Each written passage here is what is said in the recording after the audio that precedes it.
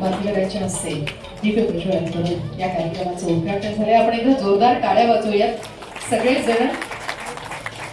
टाळ्या वाजवणं हा सुद्धा एक व्यायाम आहे असं म्हणतात आणि जरा आपण रिफ्रेश होऊयात आणि कारण आपल्याला आता सारख्या टाळ्या वाजवायच्या आहेत। 26 लोकांना आपण पुरस्कार देणार आहोत आणि या सगळ्यांचं कौतुक आपल्याला इथे करायचं आहे। तेव्हा या उद्घाटन समारंभाने आपण सुरुवात करतो आहोत आजच्या या संपूर्ण कार्यक्रमाची। स्वागतं शुभ स्वागतं अथ स्वागतं शुभ स्वागतं आनंद मंगल मंगलम आनंद मंगल मंगलम नितप्रियं भारत भारतं नितप्रियं भारत भारतं स्वागतं शुभ स्वागतं नित्य निरंतरता नवता मानवता समता ममता सारथि सार्थ मनोरथ का जो अनिवार्य नहीं गमता संकल्प अभिमत अभिमतम आनंद मंगल मंगलम आनंद मंगल मंगलम नितप्रियं व्यासपीठावर उपस्थित सर्व मान्यवर, समोर उपस्थित सर्व बंधू भगिनी, सगळ्यांचे नाव यासाठी घेत नाही, ठाई वेळ जाईल आणि कार्यक्रमाचा प्रमुख वक्ता जो असतो त्याला शेवटी का बोलवलं जातं कारण की त्यांनी सर्व शिव्या खायच्या असतात। पहिले 2-4 भाषण झालेले असतात, शेवटच्या वक्ता किती वेळ बोलत हे प्रत्येक जण गेसिंग करत असतो, परंतु शेवटच्या वक्ताला बोलताना पहिल्या वक्त्यांनी काय काय बोललं त्याची आठवण करून द्यावं लागतं। आता एक संजय बोलल्यानंतर दुसरा संजयला बोलावं लागेल का नाही? महाराज आम्ही पण सुद्धा 2 ठिकाणी जायला घाबरतो, एक पत्रकाराच्या कार्यक्रमाला आणि एक सप्त्याला। सप्त्याला गेला तरी तो महाराज आमचेच काढतो आणि पत्रकाराकडे गेलं तर पत्रकार तर असे आहेत की ते काढल्याशिवाय राहतच नाही। मुद्दामून एक गोष्ट पहिली सांगून देतो, नंतर आपण नंतर सुरू करू बाकीच। शरद पवार साहेबांच्या मनामध्ये एकदा आलं की आपण आता ते पत्रकाराच्या मनामध्ये आलं की शरद पवार साहेब तुमच्या मला पुस्तक द्यायचं। तर नवी मुंबईचा तो कोण होता, कॉफी चर्चा, टेबल कॉफी चर्चा असं काहीतरी पुस्तक काढलं होतं शरद पवार साहेब। आता त्या पत्रकाराला घेऊन आता पत्रकार म्हणलं की साहेब मला हे पुस्तक लिहायला फार प्रयत्न लागणार आहे, कष्ट लागणार आहे, तुम्हाला 2 महिने मी तुमच्या सोबत राहणार आहे, तुम्ही मला काही सांगू नका, तुम्ही मला काही बोलू नका, तुम्ही जे काही हालचाल करत असाल, तुम्ही जे काही बोलत असाल ते फक्त मी ऐकत जाईल, नोट करत जाईल आणि माझं पुस्तक तयार होईल। पवार साहेब म्हणलं ठीक आहे।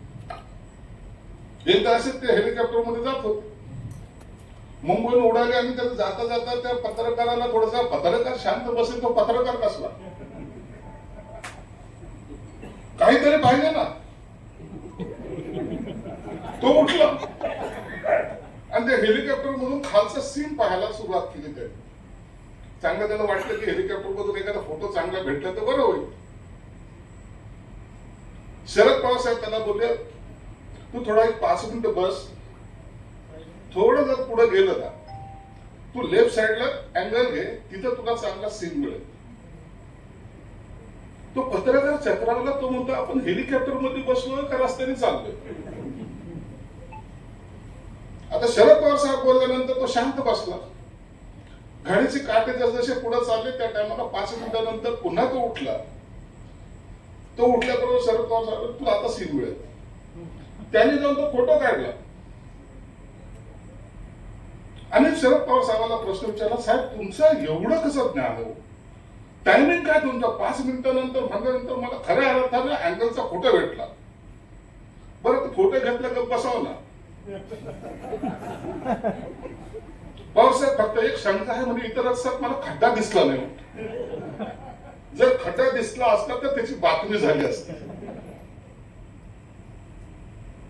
म्हणजे जे मिळाले त्याच्यामध्ये समाधान नाही, जे नाही आहे त्याच्यात समाधान आहे. आणि एक सांगतो की अंधश्रद्धा, आता तुम्ही गाव खेड्यामध्ये लोकांना बदनाम करू नका. शहरामध्ये भक्त किती मोठा आहे तुम्हाला माहिती आहे ना.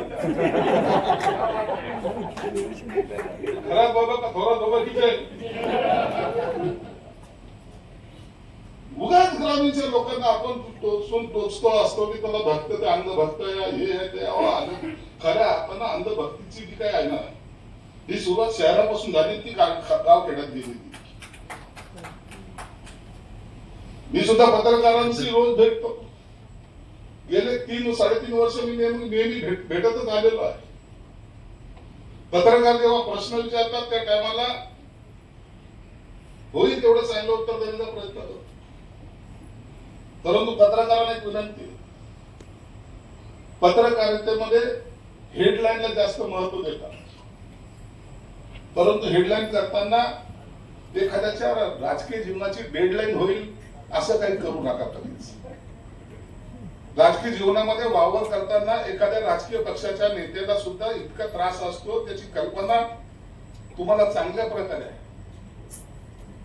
आम्ही जे संघर्ष करतो, त्या संघर्ष करत असताना असलेले खास खळगे जे आहेत ते रोज आम्हाला रोज त्याचा ह्या रोज लागतात. रोज एकही दिवस राजकीय पुढारच्या जीवनातला कोणी जर असं म्हणत असेल की सुखाचा जात असेल, ते सगळं चुकीचं आहे. कोण सुखी सांगा बरं. आता ज्यांनी काढली की नाही आमची, हे दिल्लीला गेले आणि ते मुंबईला गेले. हातात दगड न घेता मारलेला धोटा.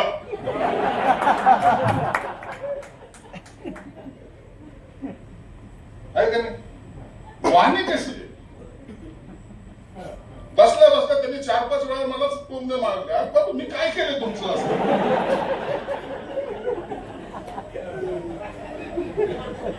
एक संधी लढतो, दुसरा संधी येते भेटतो.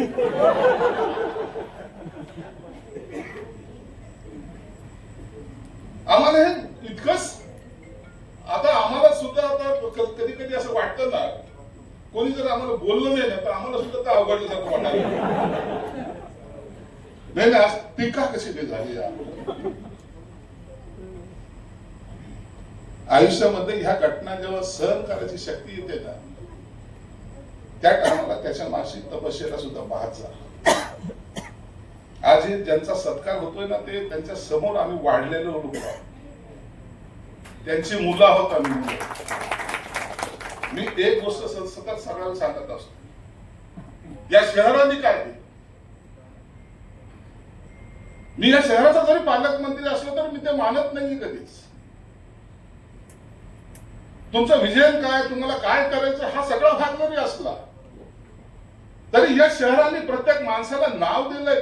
त्यांनी दिलेल्या नावामुळे मी पालकमंत्री आहे, नसता पालकमंत्री सुद्धा नसतो. ही जाणीव जेव्हा ठेवतो ना, त्या टायमाला हे नाते घट्ट बसत असतात, फिट होत असतात. या सत्याच्या खुर्च्या अनेक वेळा येतात जातात. हो, हा बाळा माझ्या बरोबर 30 वर्षापूर्वी, दत्ताभाऊ 1995 ला 30 वर्षापूर्वी गृह राज्यमंत्री राहिलेला माणूस.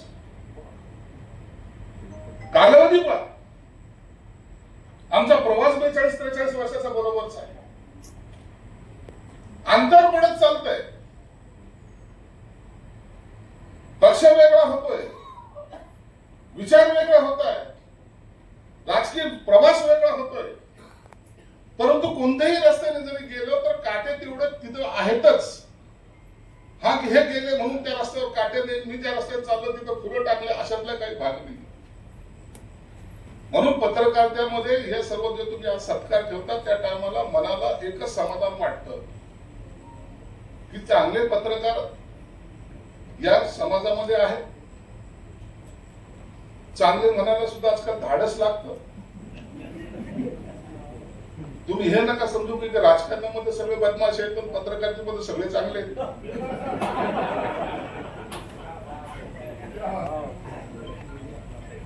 मी हो थोडासा स्पष्ट बोलतो, कुणाला वाईट वाटलं आपलं काय जातं. तुम्ही कोणतीही गोष्ट मनामध्ये ठेवली ना, ते तुमच्यासाठी चांगलं नाही. बोलून मोकळे होत जा.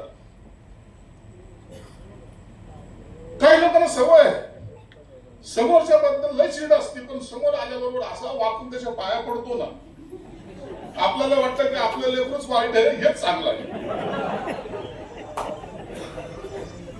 हे गोड गैरसमज करणारे लोक जेव्हा तुम्हाला भेटतात ना, त्यांच्यापासून सावध राहा. म्हणून आमच्या सारख्याचा कधी कधी सुटलेले बाण काही लोकांना टोचले जरी, तर मी हे समजतो की आपण केलेले कृती जर चुकीचे असेल तर त्याचे निश्चित परिणाम आपल्याला भोगावे लागतील, परंतु जर चांगलं असेल तर ते दीर्घकाळ टिकेल सुद्धा. मला एकमेव असं कधी कधी याची जाणीव होते. आमचे बाळासाहेब ठाकरे पत्रकार होते, त्या पत्रकारितेमध्ये त्यांचे काही काही जे असायचं ना, हाच कधी कधी हा संजय राऊत एखादा संपादकीय लिहून आणायचा, शेवटच्या टप्प्यामध्ये संपादकीय शिवसेना प्रमुख लिहित नव्हते, बरोबर ना बाळा? तर हा संजय राऊत वगैरे हे लिहून आणायचे. पूर्ण संपादकीय वाचल्याशिवाय कधी त्याला ओके म्हणत नव्हते. ते पूर्ण वाचायची, त्यातला एखादा शब्द वाकडा तिकडा जरी झाला तर त्याला नीट करायची ताकद बाळासाहेबांमध्ये होते, आणि त्या पद्धतीने ते वाचल्याशिवाय त्या संपादकीय लेख कधीच छापल्या जात नव्हता. हे आम्ही त्याचे साक्षीदार आहोत. आजकालच्या ज्या भाषा आहेत ना, तिथं राजकीय पक्षाच्या पेक्षाही इतर वेगळ्या पद्धतीने भाषा आजकाल बोलल्या जातात, मांडल्या जातात. अरे, जो बाळासाहेबांचा संपादकीय लिहित होता तो आज सकाळच्या टायमाला काय बोलतो याचं भाषा जाणीव जर फक्त कल्पना जरी केली तर हा संपादक आहे का हे म्हणायला सुद्धा हिंमत लागते. परंतु जाऊ दे, आपण हे राजकीय व्यासपीठ नाहीये. परंतु अपेक्षा जेव्हा तुम्ही समाजाकडून करता, समाजातल्या चांगल्या घटकाकडून करता, समाजामध्ये आणखीन चांगले लोक आले पाहिजे असं म्हणता, त्या टायमाला त्याला जोड द्यायचं काम हे तुम्हाला करायला पाहिजे. तुमचा हा सपोर्ट असला पाहिजे. नावं ठेवणं अत्यंत सोपं आहे. माणसं जोडायची कशी हे जर शिकायचं असेल तर मी अनेक वेळेला सांगत असतो, सकाळी उठून फक्त 2 लोकांना चांगलं मान. शक्य आहे का आपल्याकडून? चांगलं म्हणणं हे किती वाईट आहे ना. 2 शिवाय द्या म्हणलं तर तुम्ही रोज 2 ला म्हणलं तर आम्ही 10 लोकांना शिवाय देऊ शकतो. परंतु 2 लोकांना चांगलं म्हणलं, जर वर्षभरामध्ये रोज 2-2 लोकांना जर वाढत गेले तर तुमचा मैत्रीचा एक मोठा चमू ज्याला म्हणता येईल तो तुमच्याकडे जमा होऊ शकतो. एक माणसं जर जोडत गेली, मोठा एक संघटन तुमचं होऊ शकतं. तर मैत्रीचं नातं आता आजकाल तुटत चाललंय. आता हा या जगामध्ये जसं तुम्ही सांगितलं, कल का कोई भरोसा नाही. पक्ष तुम्ही पाहत नाही, माझ्यावर तुमचा भरोसा नसेल तुमच्या चेहऱ्यावर दिसतंय. हा बोलतोय खरं, पण हा खरं आहे काय? तर राजकारण बदलत जरी चाललं, किती कधी काळ बदलत जरी चालला, कोणताही युग येऊ द्या, किती स्पीडने आपण पळू द्या, अखेरला आपल्याला याच समाजामध्ये वावरायचं.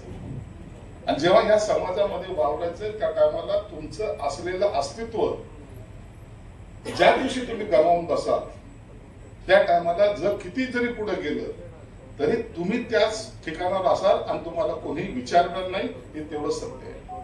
म्हणून या ठिकाणी समाजातले विविध क्षेत्रातले मान्यवर आलेले आहेत. या मान्यवरांनी त्यांच्या आयुष्यामध्ये काय काय खस्ता खाल्ले असतील किंवा काय त्याग केला असेल याची आपण कल्पना सुद्धा करू शकतो. प्रत्येक जण आपल्या जीवनावर आपलं आत्मचरित्र लिहिलंच असं काही नाही. शिवसेना प्रमुखासारख्या नेत्या त्यांनी सुद्धा सांगितलं की माझं आयुष्यात कधी आत्मचरित्र मी लिहिणार नाही म्हणून नाही, आणि कधी बाळासाहेबांनी स्वतःवर पुस्तक लिहिलं नाही. असे क्वचित लोक या देशामध्ये नेतृत्व करतात. तुमचं सुद्धा आपल्या समाजासाठी, आपल्या या महाराष्ट्रासाठी, आपल्या मराठवाड्यासाठी, या जिल्ह्यासाठी फार मोठं योगदान आहे.